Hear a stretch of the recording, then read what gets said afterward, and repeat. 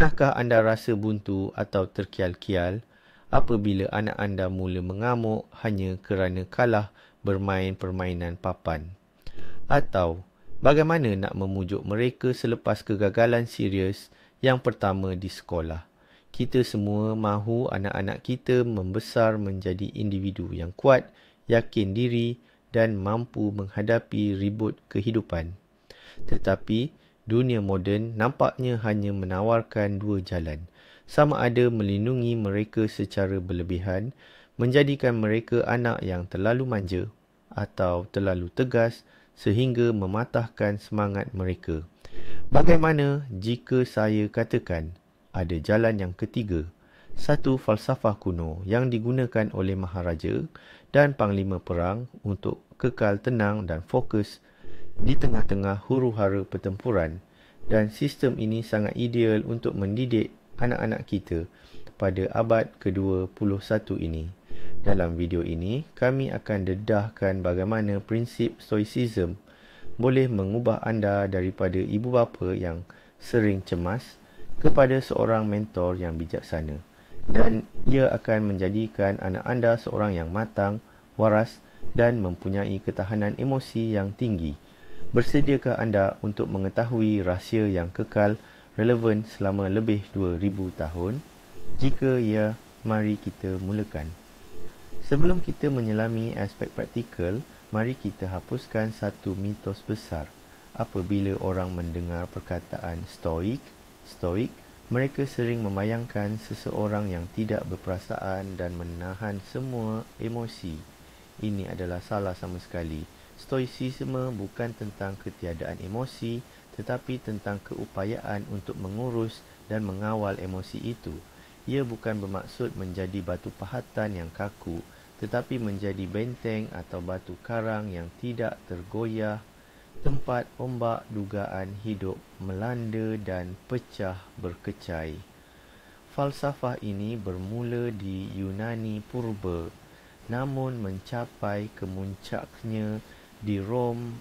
Pengikutnya terdiri daripada pelbagai lapisan masyarakat, dari seorang hamba seperti Epictetus sehinggalah kepada orang paling berkuasa di dunia, Maharaja Marcus Aurelius, yang menulis Meditations yang terkenal, refleksi, di celah-celah kempen ketenteraan.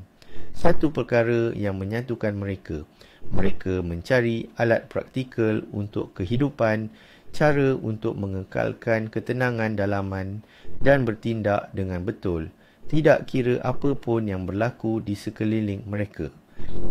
Inilah yang akan kita adaptasi untuk tugasan paling penting di dunia, membesarkan anak-anak kita.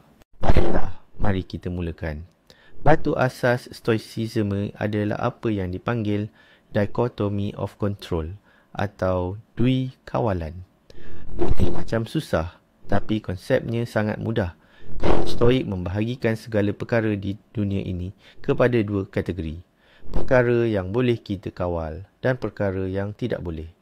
Kategori pertama merangkumi fikiran kita, penilaian kita, keputusan dan tindakan kita. Manakala kategori kedua pula adalah hampir kesemuanya. Cuaca, tindakan orang lain, tahap kesihatan kita, reputasi dan keputusan sesuatu pertandingan. Menurut kaum Stoik, punca utama penderitaan kita adalah cubaan untuk mengawal perkara yang di luar kawalan. Bayangkan situasi ini. Anak anda sudah bersedia untuk ujian, tetapi mendapat markah yang teruk. Dia kecewa dan itu adalah perkara biasa. Namun, apa yang dia fokuskan? Adakah pada markah itu sendiri yang sudah tidak boleh diubah, atau pada apa yang dia boleh kawal, menganalisis kesilapan, membuat persediaan yang lebih baik untuk masa depan, atau meminta bantuan? Tugas ibu bapa yang mengamalkan Stoicism adalah untuk mengalih fokus perhatian anak secara lembut daripada hasil luaran kepada usaha dalaman. Ini adalah satu anjakan fundamental yang mendidik mereka tentang tanggungjawab, bukannya perasaan tidak berdaya. Kita ambil satu contoh mudah. Katakanlah anak perempuan anda menyertai pertandingan melukis di sekolah dan dia tidak berjaya memenangi sebarang tempat. Reaksi pertamanya sudah tentu adalah menangis dan merajuk, "Juri tak adil. Lukisan saya patut menang." Yang dilakukan oleh kebanyakan ibu bapa. Mereka sama ada memarahi juri bersama anak mereka atau sekadar berkata, "Janganlah menangis, ini cuma pertandingan." Pendekatan stoik pula berbeza. Mengakui perasaannya, jangan faham, mesti kamu rasa kecewa. Kamu dah berusaha bersungguh-sungguh. Kemudian, anda mengajukan soalan yang fokus pada dikotomi kawalan. Cuba cakap, kita boleh ke pengaruhi keputusan juri? Tak boleh. Jadi, apa yang sebenarnya dalam kawalan kamu?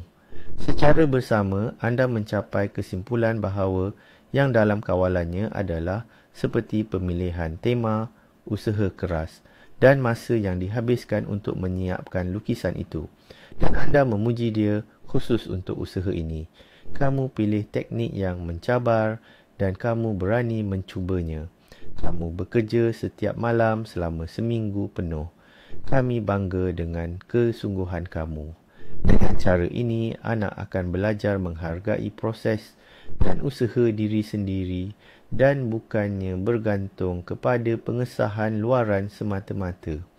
Amalan mudah ini membina kekuatan dalaman atau jati diri yang tidak akan mudah patah walau diuji dengan sebarang kegagalan. Mari kita beralih kepada prinsip seterusnya yang sangat penting. Kaum Stoa percaya bahawa satu-satunya kebaikan sejati ialah kebajikan, iaitu akhlak dan peribadi kita.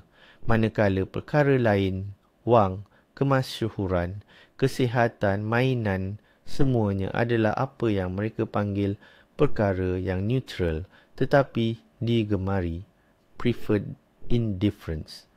Mungkin menjadikan hidup kita lebih selesa, tetapi ia tidak mampu menentukan sama ada hidup kita benar-benar baik atau buruk.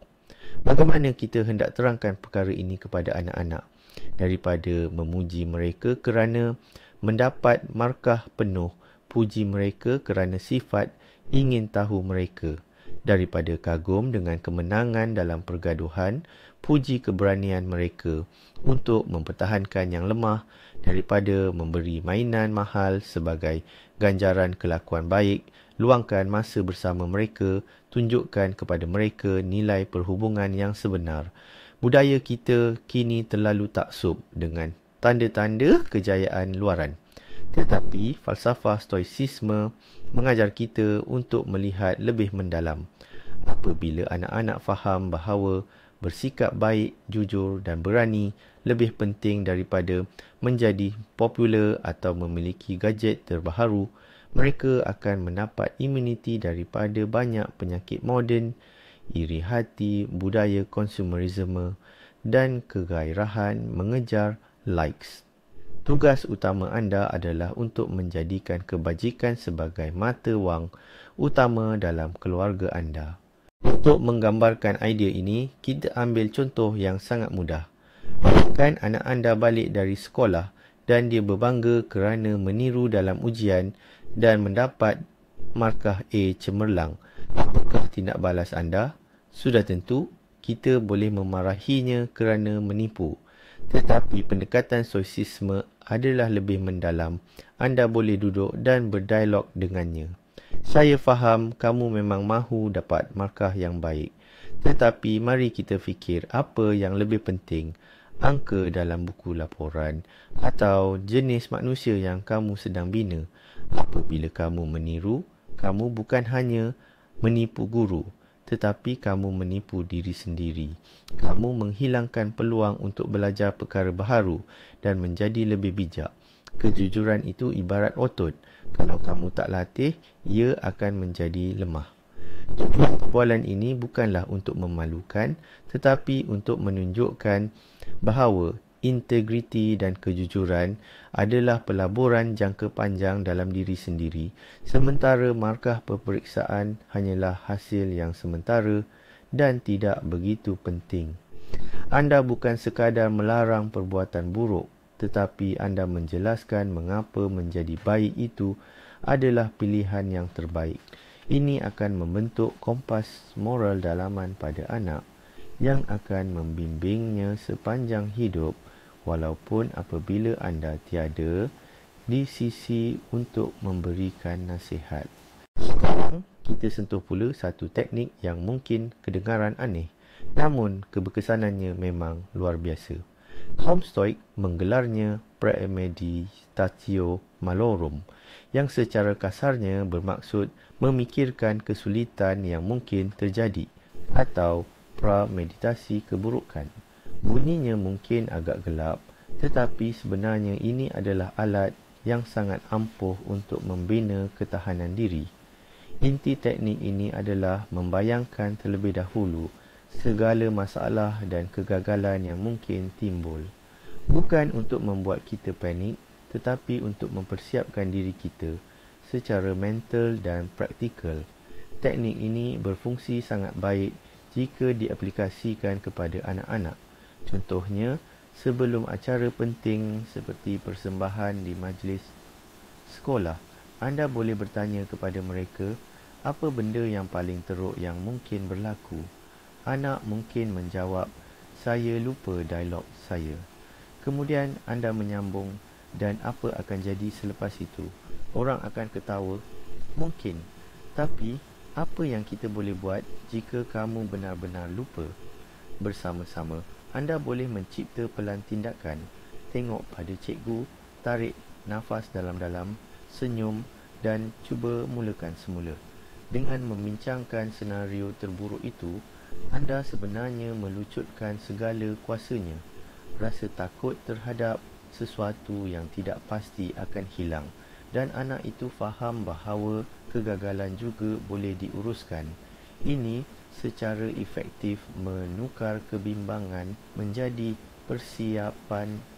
Ramai ibu bapa takut menggunakan kaedah ini kerana bimbang ia akan menjadikan anak mereka pesimis.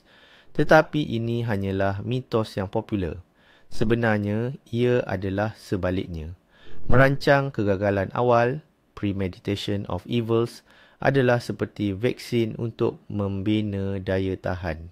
Psikologi positif moden sering mengajar kita untuk memberitahu anak-anak, kamu pasti berjaya, kamu yang terbaik. Ini mewujudkan jangkaan yang tidak realistik apabila anak berhadapan dengan realiti di mana mereka tidak sentiasa yang terbaik dan tidak sentiasa berjaya, dunia mereka seolah-olah runtuh. Pendekatan Stoik jauh lebih jujur dan berkesan. Ia memberitahu mereka, kamu mungkin akan berdepan dengan kesukaran, kamu mungkin akan kalah. Tetapi itu bukan pengakhiran dunia. Kamu mempunyai kekuatan untuk mengatasinya. Kaedah ini tidak memprogramkan kegagalan. Sebaliknya, ia memprogramkan ketahanan diri. Ia mengajar mereka agar tidak takut jatuh, kerana anak sudah tahu bagaimana cara untuk bangkit semula. Ini membentuk bukan optimisme yang rapuh, tetapi keyakinan diri yang kukuh, yang tidak bergantung kepada keadaan luaran. Dan ini adalah salah satu hadiah paling berharga yang boleh anda berikan kepada anak anda. Prinsip Stoik yang seterusnya, kedengaran sungguh puitis, ia adalah amor fati, atau bermaksud mencintai takdir sendiri. Ini adalah konsep bukan sekadar pasrah atau menerima apa yang berlaku, tetapi menerimanya dengan hati yang terbuka, melihat setiap kejadian, walaupun negatif, sebagai peluang untuk kita berkembang. Ini adalah pencapaian tertinggi dalam stoicisme, namun elemen-elemennya boleh kita semai dan terapkan kepada anak-anak. Sudah tentu, kita tidak perlu menuntut seorang anak untuk menyayangi kakinya yang patah atau kekalahan pasukan kegemaran mereka. Tetapi kita boleh mengajar mereka untuk mencari sisi positif atau manfaat daripada peristiwa-peristiwa tersebut. Kaki patah, sebaliknya, lihatlah berapa banyak masa yang ada untuk membaca buku atau mempelajari kemahiran pengatur caraan. pasukan kalah, itu peluang terbaik untuk menganalisis kesilapan dan menjadi lebih kuat menjelang perlawanan seterusnya. Tugas ibu bapa adalah untuk menjadi sejenis penterjemah realiti. Bantu anak mengolah semula ayat, ini sangat teruk, menjadi ini adalah satu cabaran dan inilah pengajaran yang boleh saya peroleh. Kemahiran ini, keupayaan mencari hikmah walaupun dalam situasi paling gelap adalah kemahiran luar biasa yang sebenar untuk menjalani kehidupan yang bahagia. Bayangkan satu situasi, anda dah rancang nak pergi taman tema tapi pagi-pagi lagi dah turun hujan lebat. Anak menangis, terisak-isak, hari pun jadi musnah. Reaksi pertama anda, mesti anda pun ikut rasa kecewa. Tapi, apa yang akan dilakukan oleh ibu bapa yang berpegang pada falsafah stoik?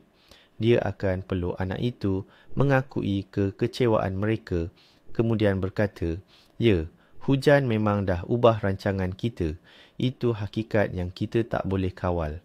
Tapi, jom kita fikirkan peluang apa pula yang situasi ni berikan pada kita. Kita boleh bina kota bantal yang paling besar, buat maraton kartun kegemaran sambil makan popcorn, atau kita boleh bakar biskut istimewa yang selama ni kita tak pernah ada masa nak buat. Anda tak menafikan masalah itu, tapi anda juga tak biarkan ia menghancurkan hari anda. Anda tunjukkan bahawa kebahagiaan itu bukan hasil daripada keadaan yang sempurna, tetapi hasil daripada pilihan kita untuk memberi reaksi terhadap keadaan tersebut. Dengan mengamalkan falsafah amor fati, cintai takdir. Dalam hal-hal kecil macam ni, anda mengajar anak anda untuk tidak menjadi mangsa keadaan, tetapi menjadi pengawal keadaan itu sendiri. Anda mengajar mereka seni untuk menukarkan lemon menjadi air limau, dan kemahiran ini sungguh tak ternilai harganya. Berdampingan dengan konsep amor fati, cinta akan takdir, adalah satu lagi falsafah stoik yang amat terkenal, yang diringkaskan dalam frasa, halangan itu sendiri adalah laluan. Ini bermakna bahawa setiap kesukaran yang kita hadapi bukanlah sekadar tembok penghalang, tetapi adalah peluang keemasan untuk melatih sifat-sifat mulia, virtues, seperti kesabaran, keberanian, daya kreativiti atau ketabahan. Bagi anak-anak, ini adalah konsep yang sangat penting. Mereka gagal menyiapkan set binaan yang rumit. Bagus. Itu adalah sesi latihan ketekunan. Mereka bergaduh dengan rakan. Itu peluang untuk belajar memaafkan dan berunding. Ada kerja sekolah yang membosankan.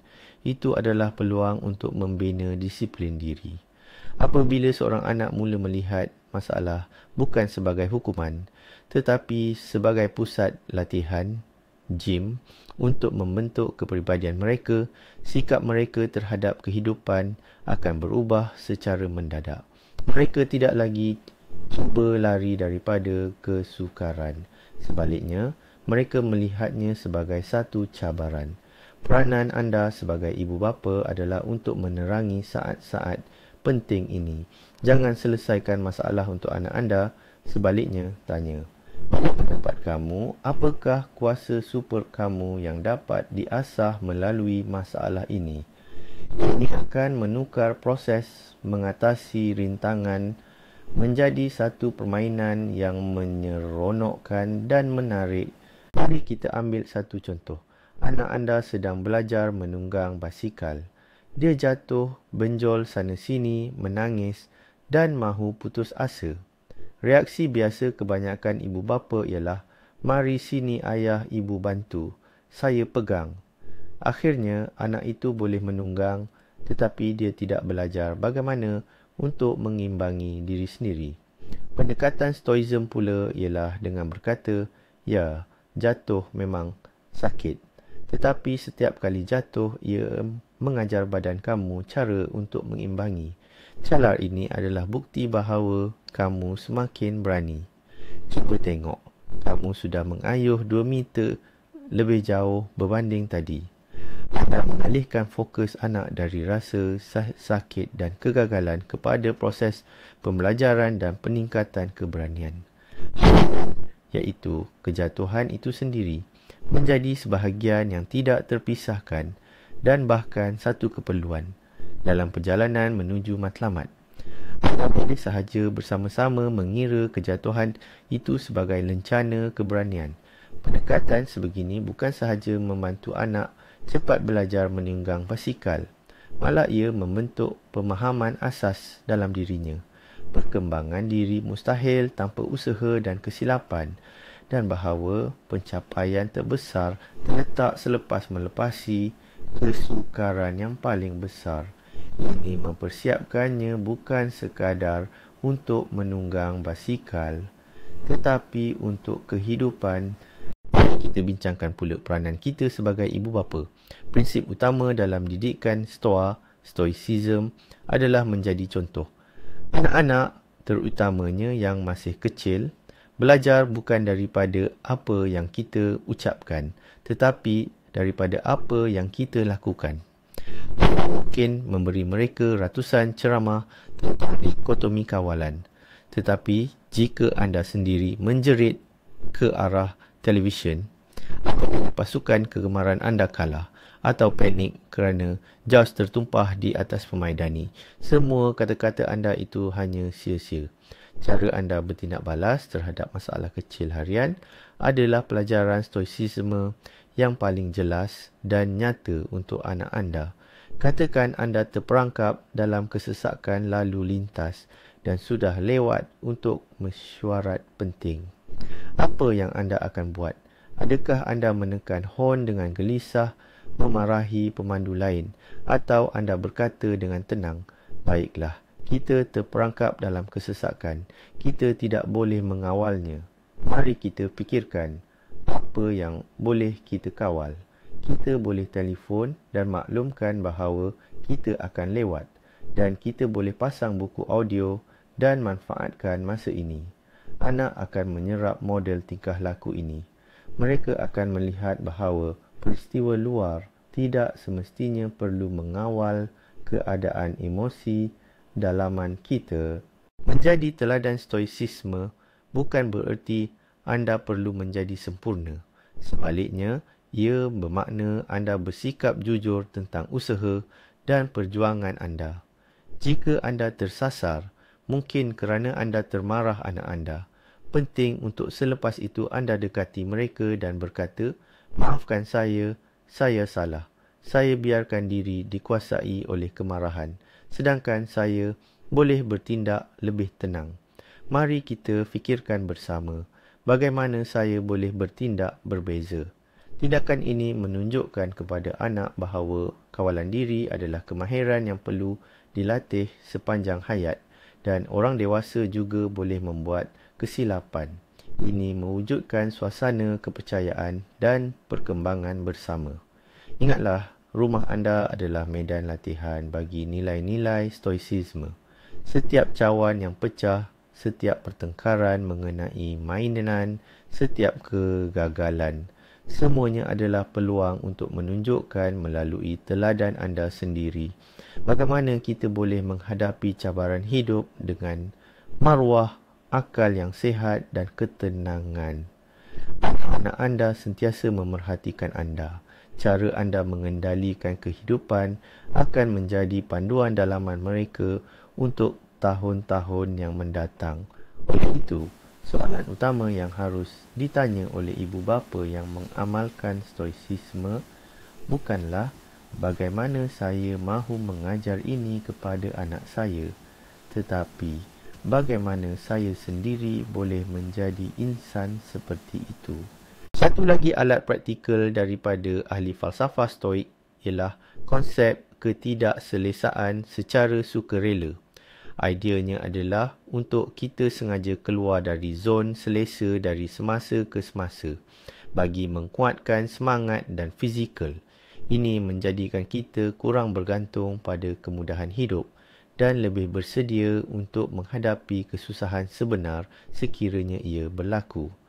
Dalam konteks didikan anak-anak, ini bukanlah bermaksud kita perlu menyeksa atau membiarkan anak kelaparan atau memaksa mereka tidur di atas lantai. Sebaliknya, ia merujuk kepada dos mikro, ketidakselesaan. Sebagai contoh, kita boleh mencadangkan anak mandi air sejuk sedikit, bukannya air panas, atau berjalan kaki beberapa hentian bas daripada terus menaiki pengangkutan awam. Boleh juga minta mereka mencuba makanan baru yang rasanya asing. Kita juga boleh menetapkan hari tanpa gadget atau membawa mereka pergi berkhemah dan bermalam di dalam khemah. Paling penting, ia haruslah pilihan yang dibuat secara sedar dan dipersembahkan sebagai permainan atau cabaran, bukannya hukuman. Tujuannya adalah untuk menunjukkan kepada anak bahawa mereka sebenarnya jauh lebih kuat dan tabah daripada apa yang mereka sangkakan, dan ketiadaan keselesaan yang biasa itu bukanlah satu malapetaka tetapi sekadar perubahan keadaan yang berbeza.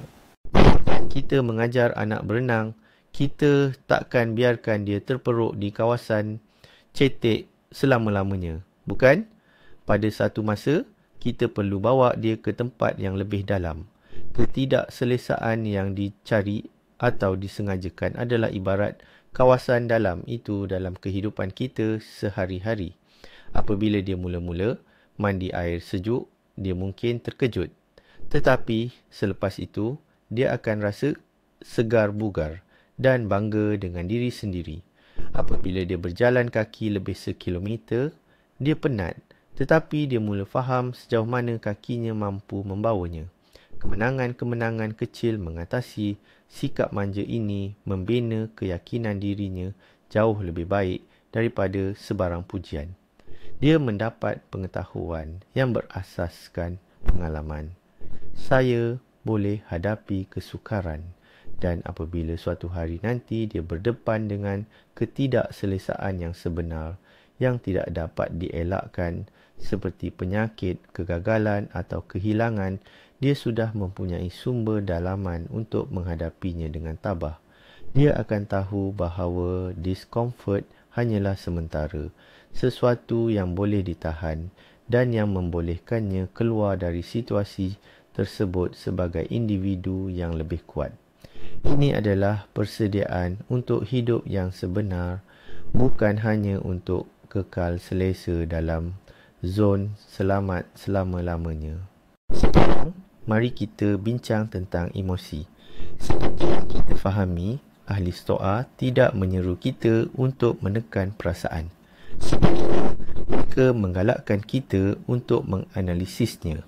Idea utama Stoik ialah wujudnya jurang atau sesuatu kejadian dengan tindak balas emosi kita.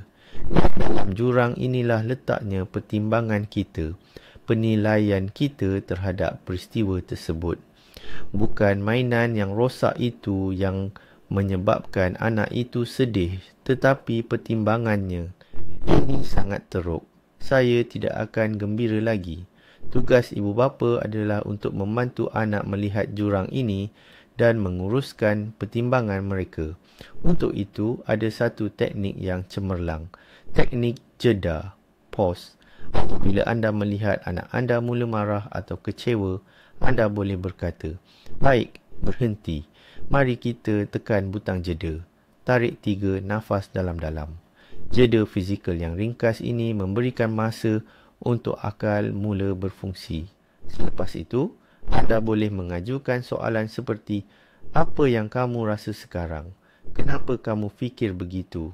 Adakah cara lain untuk melihat situasi ini?" Anda sedang mengajar anak anda agar tidak terikut-ikut dengan tindak balas impulsif pertama, tetapi menjadi seorang peneroka kepada emosi mereka sendiri. Mari kita lihat satu contoh. Adik kecil ambil mainan abang tanpa minta izin dan si abang dah rasa nak meletup sebab marah sangat. Daripada anda menjerit, "Berhenti sekarang juga," anda pilih untuk menggunakan pendekatan stoicism. Anda berkata, "Saya nampak awak marah sangat. Memang patut pun dia ambil barang awak. Tapi, mari kita tarik nafas dan berfikir sekejap. Anda bawa si abang ke tepi, bagi dia masa untuk bertenang. Kemudian anda tanya, awak rasa dia buat macam ni sebab dia nak sengaja buat awak marah? Kemungkinan besar, si abang akan jawab, ya. Kemudian anda sambung, apa lagi sebab-sebab lain yang mungkin ada? Mungkin dia terlalu sukakan kereta awak tu sampai dia tak dapat menahan diri. Atau mungkin dia masih terlalu kecil untuk faham yang dia perlu minta izin dulu. Anda tidak cuba membenarkan perbuatan si adik, tetapi anda sedang meluaskan pandangan dunia si abang. Anda tunjukkan kepadanya bahawa pertimbangan awalnya, dia buat ni sengaja nak kenakan saya, hanyalah salah satu kemungkinan. Ini mengajar empati dan kemahiran berfikir secara kritis. Dan yang paling utama, ini memberikan anak itu alat pengurusan kemarahan yang dia boleh gunakan sepanjang hayatnya, iaitu keupayaan untuk berhenti seketika, berfikir dan memilih cara untuk bertindak balas. Prinsip menguruskan penilaian atau judgement, ini mungkin yang paling utama. Epictetus pernah berkata, manusia disusahkan bukan oleh perkara itu sendiri, tetapi oleh pandangan mereka terhadap perkara itu. Ini adalah peraturan emas yang wajar, malah perlu kita jelaskan kepada anak-anak mengikut tahap pemahaman mereka. Bayangkan seorang anak tidak dijemput ke majlis hari jadi rakan sekelas. Fikiran pertama yang muncul, saya tak disukai sesiapa, saya seorang yang gagal. Fikiran inilah yang menyebabkan kesakitan yang amat sangat padanya. Tugas anda adalah membantunya memisahkan fakta daripada tafsiran peribadinya. Fakta, kamu tidak dijemput ke majlis hari jadi yang satu ini. Tafsiran, saya tak disukai sesiapa pun. Anda boleh duduk di sebelahnya dan berkata, ya, ini memang mengecewakan. Tapi, mari kita fikirkan, adakah satu insiden ini membuktikan bahawa tiada siapa langsung yang menyayangi kamu? Bagaimana pula dengan kawan kamu Pete yang kamu main bersamanya semalam? Bagaimana pula dengan nenek yang sentiasa gembira melihat kamu?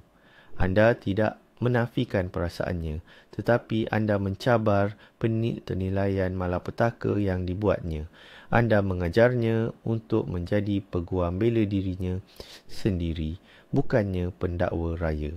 Kemahiran ini adalah asas kepada kesihatan mental. Keupayaan untuk tidak menerima fikiran negatif pertama sebagai kebenaran mutlak adalah perisai daripada kerisauan dan kemurungan. Satu lagi contoh yang sangat baik adalah bagaimana kita melihat kesilapan. Dalam masyarakat kita, kita sering menganggap kesilapan sebagai kegagalan total, malah sesuatu yang sangat memalukan. Sebab itu, anak-anak takut nak angkat tangan di kelas sebab risau jawapan mereka salah. Mereka juga takut nak mencuba perkara baharu kerana dihantui rasa takut akan kegagalan. Tetapi, pandangan stoicisme terhadap kesilapan adalah berbeza 100%. Kesilapan bukan penamat atau kegagalan. Ia adalah maklum balas. Ia hanyalah secebis maklumat yang menunjukkan bahawa kita perlu mencari atau mencuba pendekatan yang berbeza. Sebagai ibu bapa, anda boleh memupuk cara berfikir seperti ini.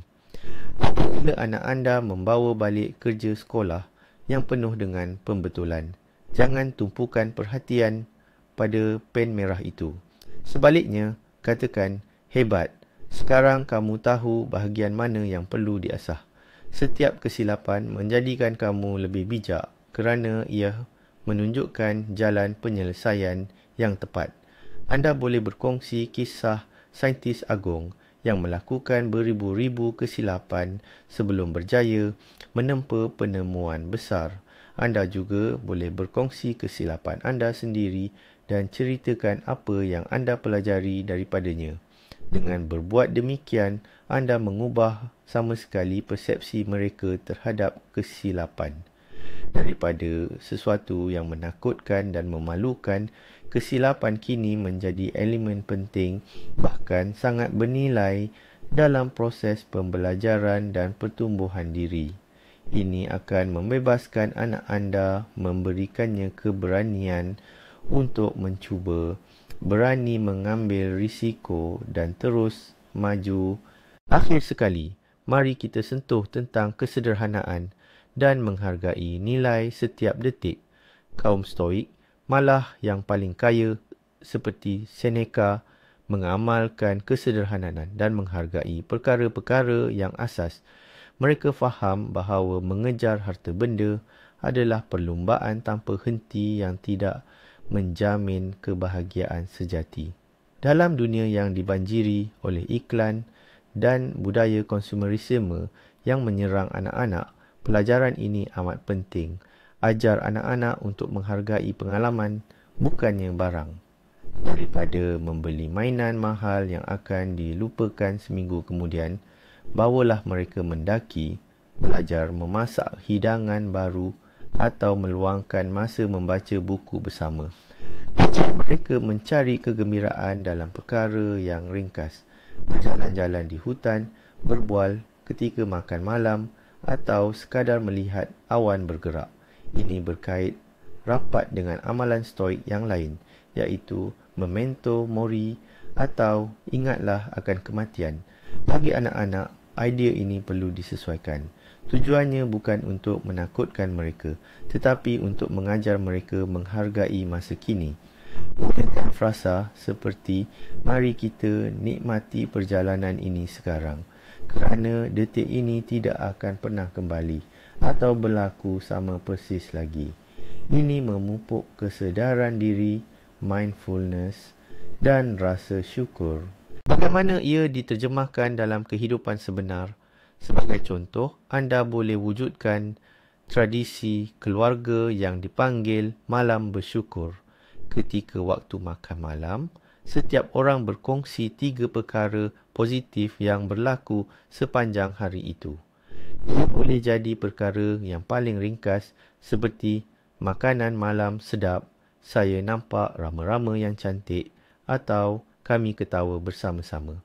Amalan mudah ini mengalihkan fokus otak kita daripada mencari masalah kepada mencari sebab untuk gembira.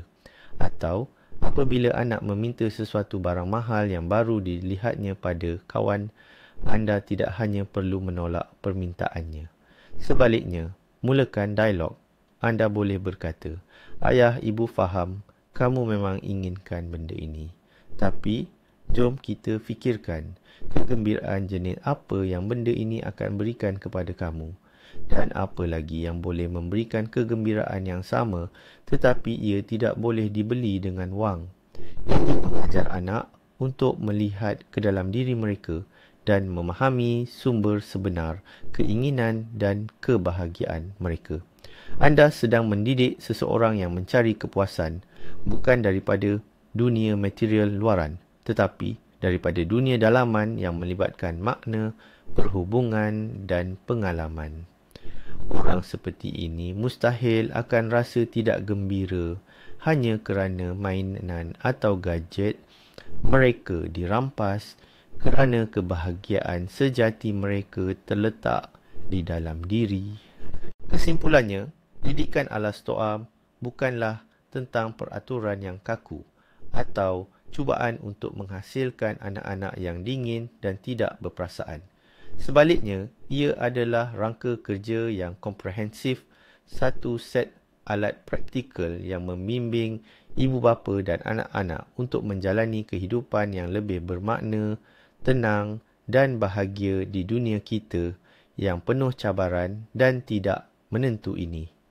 Idea-idea utama yang harus kita pegang ialah pembahagian jelas antara perkara yang kita boleh kawal dan perkara yang di luar kawalan kita, serta penekanan pada usaha dan tindakan kita, bukannya semata-mata pada hasilnya. Ia juga melibatkan kemahiran melihat setiap halangan bukan sebagai tembok yang menyekat, tetapi sebagai peluang untuk membentuk dan mengembangkan karakter diri. Dan yang paling penting, ia adalah kesedaran bahawa bukan kejadian itu yang membuat kita sengsara, tetapi pertimbangan atau tafsiran kita terhadap kejadian tersebut. Dengan menerapkan prinsip-prinsip ini dalam keluarga, anda memberikan anak anda bukan sekadar nasihat biasa, tetapi sistem operasi sebenar untuk kehidupan. Ini akan membantu mereka menangani dan menghadapi apa jua cabaran yang mendatang. Anda akan membesarkan mereka bukan seperti bunga yang dijaga rapi dalam rumah hijau, tetapi seperti pohon yang kukuh, bersedia menahan badai dan ribut. Terima kasih kerana menonton video ini sehingga tamat. Jika anda mendapati kandungan ini bermanfaat, sila langgan saluran ini, berikan like dan tekan butang loceng agar tidak terlepas episod baharu. Sekarang, soalan untuk anda. Prinsip stoa manakah yang sudah anda amalkan dalam mendidik anak, mungkin tanpa anda sedari? Kongsikan cerita anda di ruangan komen di bawah. Mari kita bincangkannya bersama.